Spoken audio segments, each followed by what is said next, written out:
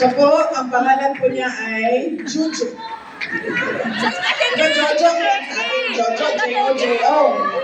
Ito siya. Juju. J-U-J-O. Para daw, sabi ko, Jo, una kami nagkakilala. Jonathan ang pangalan niya. Si Katiki, wala.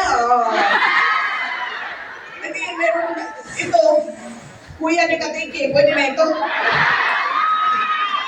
Kuya ni Katiki. Ano ba yung sasabihin ko? Si Jojo.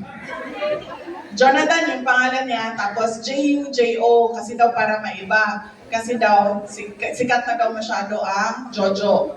So, Jujo ang kanyang pangalan. Siya kayo. Wala nang isojo. Siya yung unang kasama ko sa trabaho. Magkasama kami, dalawa lang kami nagsimula noon. 2006. Wow. Congrats, Jojo! November 2006. Dalawa lang kami na simula. That was, ilang years ago yun? Ilang years na?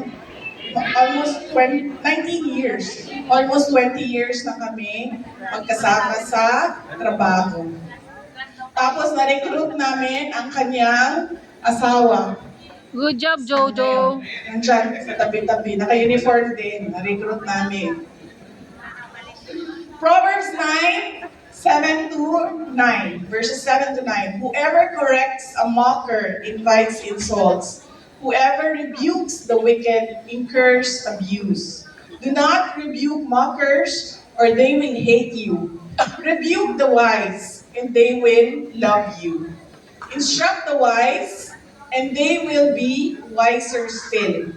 Teach the righteous, and they will add to their learning.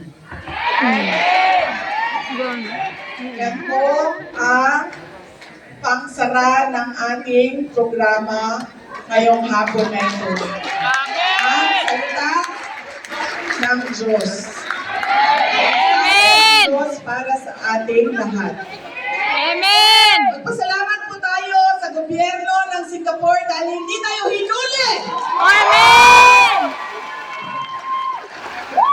Dahil tayo po ay mga law-abiding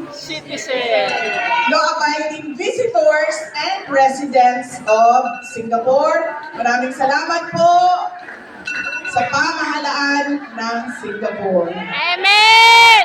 Mga kababayan, ang lahat ng ginagawa natin ay para sa Diyos, sa bayan, at sa bawat pamilyang Pilipino.